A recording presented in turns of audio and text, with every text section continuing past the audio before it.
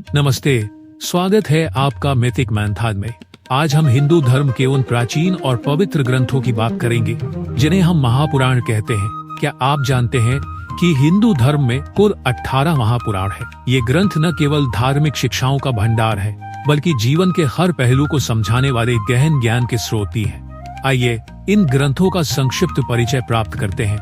महापुराण हिंदू धर्म के सबसे प्राचीन और महत्वपूर्ण ग्रंथ है।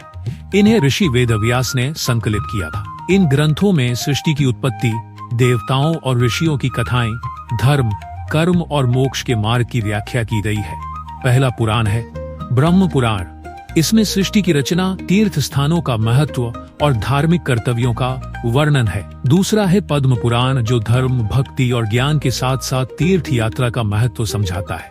विष्णु पुराण में भगवान विष्णु की महिमा और उनकी लीलाओं का वर्णन है। यह पुराण धर्म के 4 स्तंभों की व्याख्या करता है। शिव पुराण भगवान शिव के भक्तों के लिए अत्यंत महत्वपूर्ण है।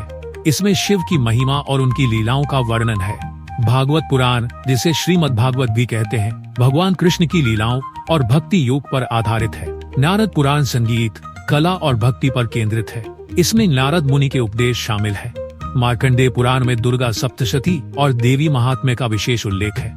अग्नि पुराण में धार्मिक अनुष्ठानों, मंत्रों और योग का विवरण मिलता है। भविष्य पुराण में भविष्य की घटनाओं और धर्म के पतन का वर्णन है।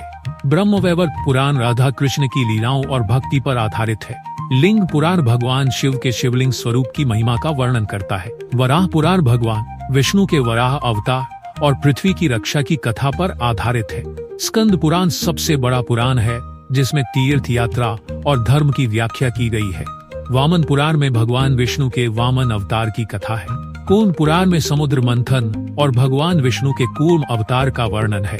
मत्स्य पुराण सृष्टि की रक्षा और ज्ञान के प्रसार की कथा पर केंद्रित है।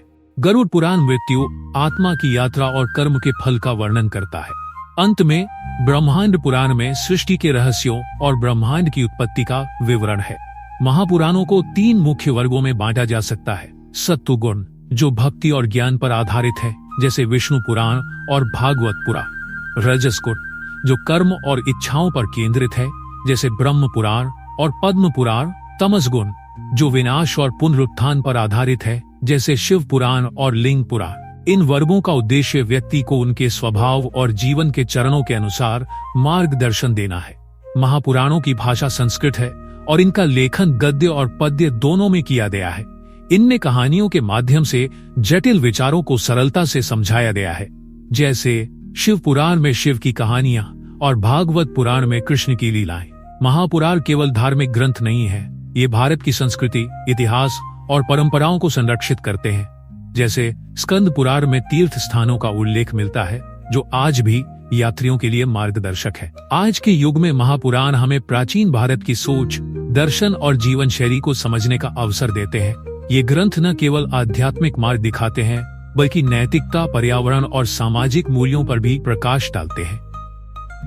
आपका पसंदीदा महापुराण कौन सा है? क्या आप इनमें से किसी एक पुराण की कथा को विस्तार से जानना चाहेंगे? हमें अपनी राय जरूर बताएं और मिथिक मैंथन को सब्सक्राइब करें, ताकि आप ऐसे ही और रोचक विषयों के बारे में जान सकें।